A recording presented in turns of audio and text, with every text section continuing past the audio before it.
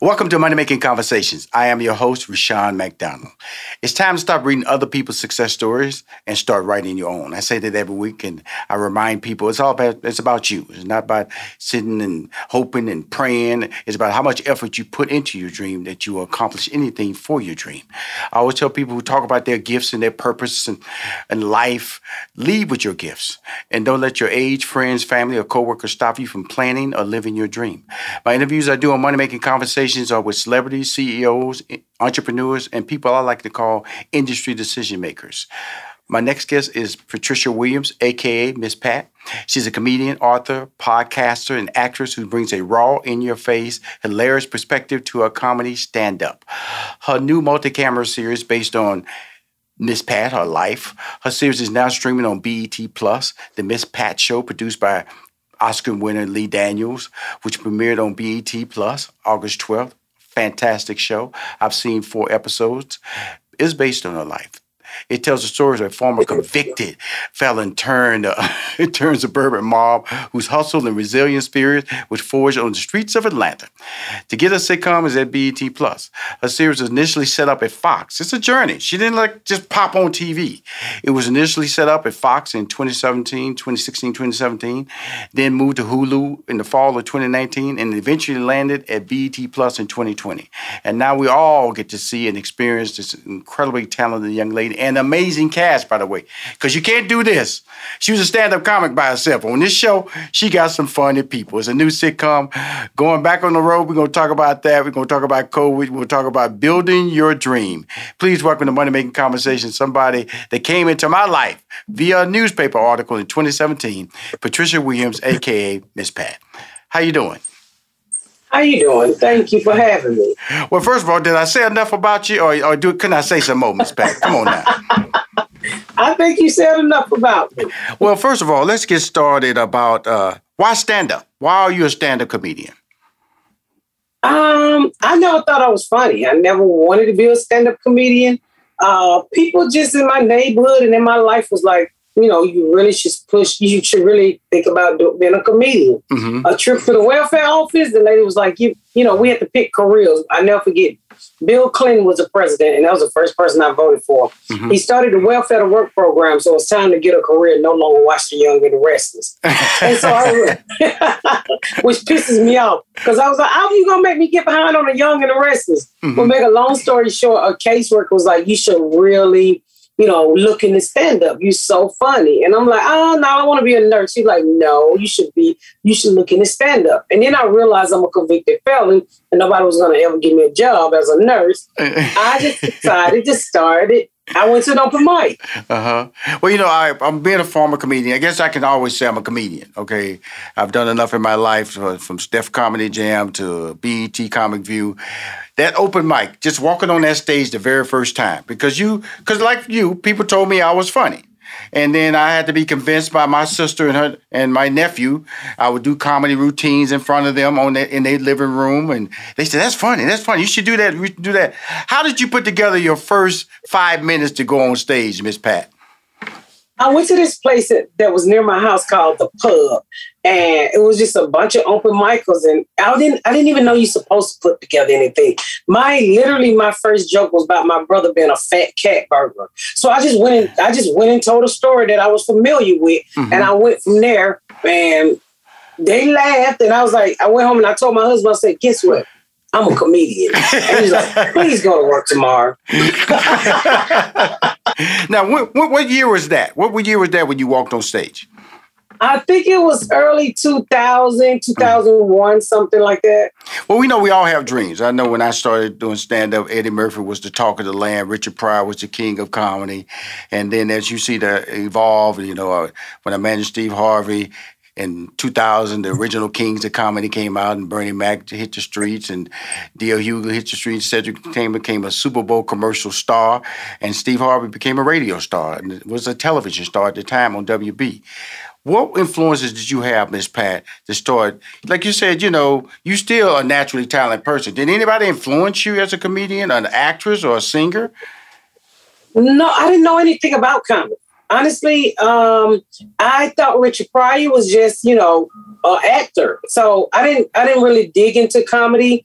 And when I started to open mic, and people would say, "You got these crazy stories, and you remind me of Richard Pryor," and I'm like, "He's an actor," and they're like, "He was a comedian." So I just started to do my research, and I was like, "I am a storyteller." Right. So I got heavily into watching Bill Cosby because he's a great storyteller, Absolutely. and I got into Richard Pryor, and I realized that my stories were more like Richard, in your face, honest, and I like to put them together the way Bill Cosby do because they were so great at storytelling. So those two was kind of my biggest influence, when I really dug into, I wanted to be a comedian.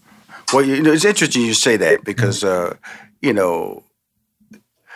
when I see your stand-up, yes, it is the storytelling, but it's the rawness of Red Fox that I see and in you. And I see it because of the fact that you just talking.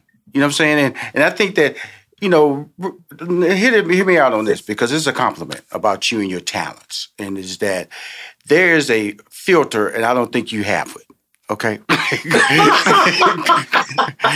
you don't have it. I was just telling everybody she don't have a filter. This woman I'm talking to here right here. If it's in her front of her head, it's gonna come out of her mouth. Okay, and that's a beauty because that's why she's on this show. That's why she's a show on BET. That's why she's a successful stand-up comedian.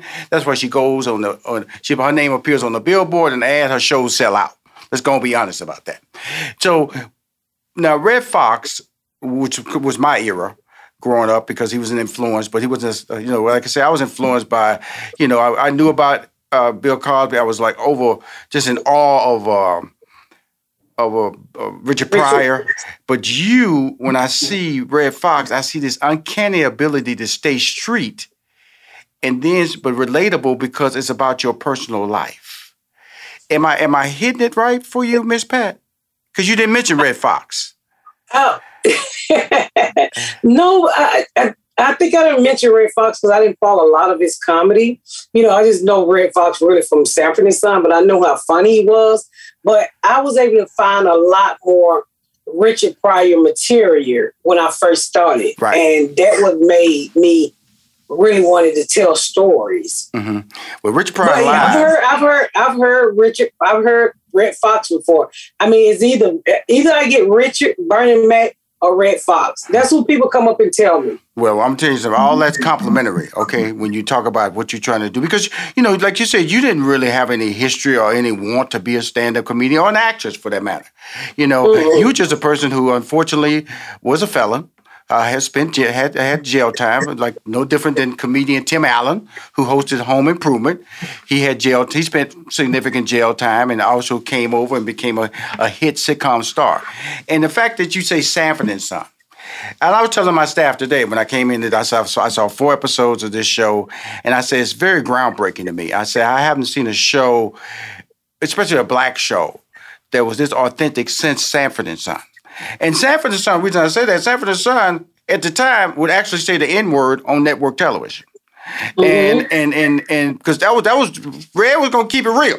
If he used it off camera, he gonna use it on camera, and he would ask you why. Now we on BET Plus, so there's some cussing going on. Y'all get, as they say, y'all get wild. Y'all get wild on BET Plus. Okay? Y'all talk and walk it.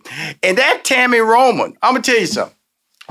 That girl right there, you got a co-star of co-stars right there. That young lady's funny, child. I did not know that about Tammy Roman. I want to know how y'all cast Tammy Roman, because Tammy Roman is going to be a star. This young lady right now, I've seen 4 episodes, so don't tell me I just saw the pilot. She's just funny in the pilot. I saw episode 2. I saw episode 3. I saw episode 4. Your butt is funny. Your husband butt is funny. That little bitty boy is funny. And your daughter who thinks she know everything, funny. Your lazy 28-year-old son. Your daughter who comes in later because you just kind of like disenfranchised her. That whole episode is very groundbreaking as far as the language from a gay community standpoint. Coming out of your mouth, being able to say that and get away with it, and then have morality tied to it, and I'm just being me, what's the problem? And I walked away, I said, did she say that? But I'm just saying all these things to everybody who's watching and listening to this interview. We're talking to the next. And the reason I say that, I can't say who she is. But I just know right now, I'm talking to a young lady right now that I'm interviewing on Money Making Conversation. Is not only brilliant, but she's career defining in her path. And she's authentic and she's original. That's who you are, Miss Pratt. I'm not closing out this interview. It might sound like an interview closeout. I'm just telling you, I just got to put it out there early in this conversation with people listening to me because they know I tell the truth. You special, young lady. But talk about Tammy Roman. Well, it was funny because this show was created with me and a 23-year-old kid who was in college at the time, never wrote anything but a play that was at the Public in New York. And that was my third writer. And Lee Daniel was like, I'm going to go to the street and find you a writer because I really think it's something here. So I said, okay, Lee, whatever. He found this kid on my birthday, flew me out from wherever I was performing at. And make a long story short, I meet him and we get to talking and, you know, we create the pilot ourselves when they say we couldn't do it. And he get a job and he tells me, because we really close. He's 23 years old, and we call him the dreamer now. He's like, I know who you're going to be your husband, and I know who's going to be your sister. And so he pulled Tammy Roman up in the Bonnet Chronic that she does on Instagram. And I was like, no, that lady crazy. She's not going to be my sister. He was like, I'm telling you, y'all are so good. Y'all like Lucy and Elton and da-da-da. And I was like, no. And so... And then later on, I found out she was a reality star. Right. And I was like, dude, I don't want a reality star on the show. I want real actors because this is my first acting gig. He's like, no, Pat, just listen. So we auditioned, and I found a girl that I thought I really liked. So she had number one by her name. In walked Tammy Roman with the nails painted, just looked like this character from top to toe. And I didn't like her. I did not like her. But baby, when she walked out of that room and I looked at everybody, I was like, there goes Denise. She came and she stole the job. I mean, literally, we didn't hand her anything because, because she had a name. We wasn't trying to get people who had Instagram followers. We was trying to get real actors. And when I tell you, real actors and real actors, when I tell you this girl came into that room and stole that job, and the chemistry that we have on set is like, unreal. It's like the way this show was cast, you were like, I almost believe this is a real family, from the husband to all the kids. Right. We didn't leave no stone unturned. But she did a wonderful job. And I'm so happy that people can see another light of Tammy, because there's like, she's an actress. I'm like, this girl can act her behind off and funny. I'm gonna tell you something. Because I know Tammy all the way back to Steve Harvey's sitcom on WB. That's when I first knew she could act. She did a couple of cameos on his series way back then. Then she went into this reality star role.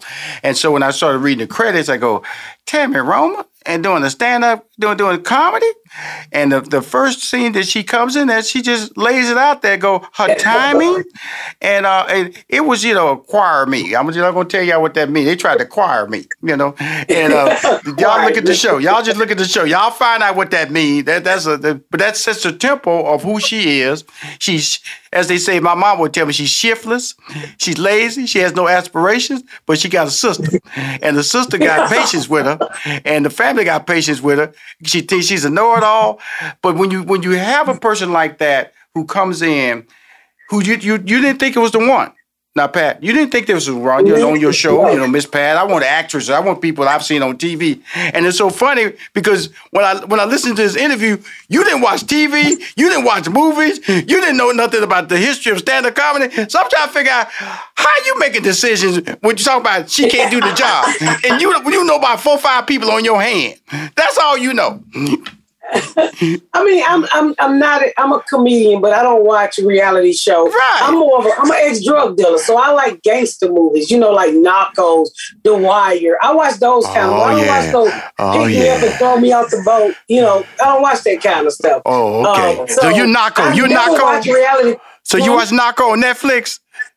Yeah. You my girl there. You my girl right there. See, Queen of the South. Come on now. Handmaid's Tale. I like that kind of stuff. Now, come on now. So, Handmaid's Tale is not drug dealing. Now, Handmaid's Tale is not. Well, it is a place where they cutting off things. I mean, it caught my eye. I like that Maysale. So when she came along, I mean, she just fit the bill. She really did. And I remember talking. She said, you know, people like, I know what you probably heard about me. I said, I have never heard anything about you. Because I didn't even know who you was until we started casting. And I said, look, I take people for who they are, not for what somebody else say you did. You know what I'm saying? Hey, I don't come prove to me who you are. I don't dislike you for what somebody else dislike you for. I get to know people. And I got to know her. And I mean, she is just a wonderful person to work with. You know, and one thing about me, I'm real. So I set my cast down and I said, hey,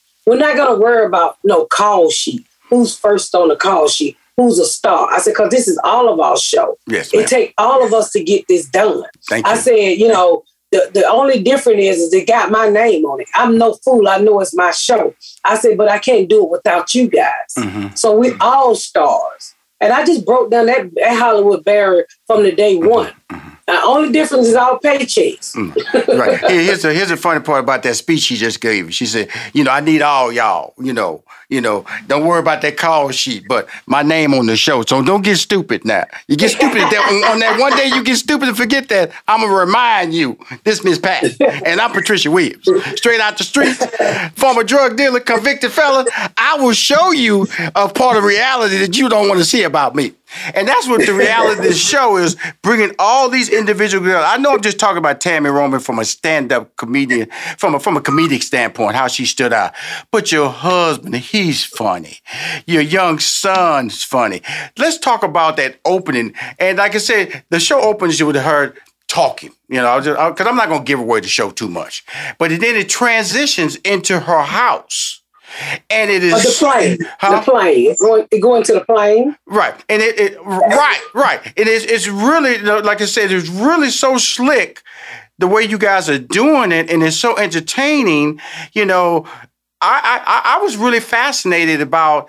And some of my questions were from a production standpoint. Some of my questions were, how much were you involved with this whole creative cold opening and the character setup, and also the scripts? Do you interplay with, hey, I don't like that line, could I say that line? Do they shoot several scenes, and this is a scene from the script, and they go, do your thing scene? Because a lot of times when they have talented comedians like you, they go, hey, okay, this is a script, but do your thing on this one, Miss Pat. How does that work?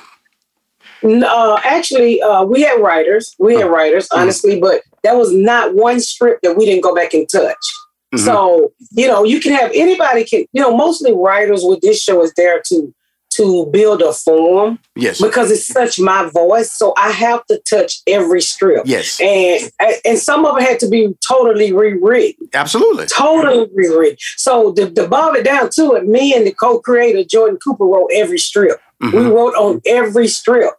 So only me and him was allowed to change things. You know, it was never like do your thing, because I felt like we wrote these strips funny enough that everybody should be able to follow the script. Now we did make up some stuff on the floor, right? And as far as production and all of that stuff you see opening, that came from this 23-year-old. He's 26 now. 26-year-old kid. I did all of that plane opening and the way I do the monologues and the comedy up front. All of that stuff came from him. You know, we literally wrote each one of those monologues the day before I was supposed to shoot them. All the comedy in that up front to tell you what the show is about, how the show opened. A lot of that stuff was wrote at the last minute. Now, and it wasn't easy either. Absolutely. Now, your surge to comedy stardom. Like I said, I talked about when the series was first picked up on Fox in 2016, and you recently did a Netflix special, and COVID came out, so they cut down. You couldn't tour, taking advantage of all that great notoriety. And we know stand-up comedians, we make our money live, and so now you have this amazing sitcom on BET Plus called Miss Pat. Okay. What we gonna see? Comedy clubs out of you? Gonna see 3,000 seaters? Are we gonna see United Center? Are you gonna see Madison Square Garden? What are we gonna see out of Miss Pat? Are you gonna come back and do the State Farm, arena by yourself? What we gonna do here in Atlanta, Georgia? What we gonna do, Miss Pat? I'm just putting you on the spot, young lady. Come on now. Well, I hope, I'm hoping for theaters and stuff like that. Hoping? Come on now. You're way too confident to be sitting up here hoping. Don't be humble on this show. Your talent doesn't allow you to be humble. Come on, you are in your face. You're special. Well, I'm looking forward to moving into theaters. I'm doing really well in clubs right now. I'm looking forward. I like the intimates of a club. Yes, ma'am. But I understand that my career is growing a lot. That I'm not going to work myself to death doing 9 to 10 shows because I'm 49 years old. Mm-hmm. So I'm looking forward to whatever the career brings. I love people. I love doing stand up. Stand-up is number one for me because it's the only thing that I can control. Right. As far as a TV show, it say the Miss Pat show, but BET Plus and Fox own that show. So I work for them. The good part about it, my name is on it. But in the end, it's their show. They bought it. So I focus on what I can control, which is my stand-up. So you will be seeing people can know that you'll be seeing a lot more of my stand-up because that's where I grind the hardest at. Now let's talk about because you can get popular a lot of ways nowadays through social media, through YouTube channel. Now, what impact popularity did the Netflix special have on your career? Netflix helped me out a lot. And honestly, they're really nice over there. I've worked with them a lot. Mm-hmm. They're getting ready to shoot my first special when we're ready. But doing that quarter hour helped out a lot. Also doing the cabin with Bert Kreischer on there, all of that stuff. Everything to me is a piece of the puzzle to put my career into place. Mm-hmm. So those little pieces, those chips that Netflix handed me, it was just another piece. This show that BET Plus handed me, it's another piece. Mm-hmm. All of it's just a puzzle to me, and we're putting it together. Now we got BET Plus. The show is premiered in August. Have you been able to feel a shift of people like me getting excited about you? People in the street, going in the grocery store. I know we're wearing masks, and some places you're not wearing masks. How is that affecting you? Are you feeling? See, Miss Pat, you kind of got that sinister smile. I don't know if you're happy. I don't know if you're ready to punch me in the forehead. Where are you at with your life? Are you happy with what's happening? Are you happy with the popularity that this new series is bringing into your life? Talk to us about that. I'm very happy. The show just premiered last week, so I haven't been. I'm on a set right now. If you look behind me, I'm in a trailer. I'm shooting another pilot, so I haven't been outside where people are like, "Oh my God, that's Miss Pat." So I haven't been to the airport. I won't know until next week. So I'm getting noticed a lot more now. But I pop up in places people don't expect me to pop up at. Hey, my beauty salon is right there on Hill Street in Atlanta, and I walk in and be like, "What the heck are you doing here?" I'm here to get my wings put on like you here to get your wings put on. So, nothing has really changed. Like, everybody's like, what do it feel like? It feels like I need to go to work. That's why I'm here. Right. I'm working. So I don't really get caught up in the fame and all of that stuff. And I don't need you to open no door for me. And I drive myself right now. It just worked for me. And I'm happy to see that people are starting to notice how hard I work to get where I'm at. So that's what makes me happy. Just people like, oh my God, I didn't know you was there. Oh, this show is really good. It took 5 years for this show to get on TV. With 3 networks, 3 writers, and a lot of tears. Well, that's the part that I like about you, because of the fact that a lot of people see Hollywood, they see this sitcom. If I don't bring that up in my intro and we talking honestly about it, people say, oh, she went to, it just happened. No, 2016, she thought it was going to happen. So that was a high for her, Fox. And then 2019, Hulu. That was another high for her. When you went to BET Plus, what was your emotion at that point? Were you like, whatever, I see it when I see it, and because it went to some more advanced steps that made you feel it was going to happen. Where were you at? And then, like I said, I'm over here, just oogling and just gushing about how brilliant you are and how I'm in love with Miss Pat and the show on BET Plus. Where were you at each one of those steps in 2016, 2019, and then in 2020? Well, in 2016, when I got the holding deal and we found a writer, I was happy. I was like, oh my God, I'm finally going to get a show. And things didn't work out. So we switched writer and then we went to another writer. Things didn't work out again. So I started to lose confidence. And then I said, you know what? If it's going to happen, it's going to happen. I'm so happy I had Lee Daniel there to say, look, and my friend John Rattler, one of the producers that helped found me, he was like, it's gonna happen sometime when it's great. It just take a longer time. I never forget, one of the producers named Francis told me that. So I said, okay, that's fine. And we ended up getting a writer, and then we shoot the pilot. And I kept telling everybody, they're not gonna pick it up. My spirit told me Hulu was not gonna pick it up. Mm-hmm. Hulu dropped it. And I was like, okay, Hulu, where are we going from here? Right. And Lee Daniel was like, I will find you a home. When BET Plus popped up, my first thing was, well, what the hell is BET Plus? I didn't even know BET had a plus. And it was like, BET Plus picked it up. And they're going to give y'all guys 10 episodes. I was like, what is that? They was like, they just started a new streaming service. And at the time, it was like maybe a year old. Absolutely. And you look it up, they only got 1 million subscribers. So you can't, it's a kind of shift in your happenings. Like, wow, we went from Hulu to here. And so I had to tell the co-creator, I said, let me tell you something about life I've learned. You have to learn to mess with people who mess with you. Mm-hmm. So just because you want to be over there with all the big fish, maybe this is where we're supposed to be. And so I remember when I got to meet them and things started to get rolling. And I just told them, I said, I think that this show is going to be your Handmaid's Tales, mm-hmm. like it was to Hulu. Because Handmaid's Tale put Hulu on. That's the only reason why I ever subscribed to it.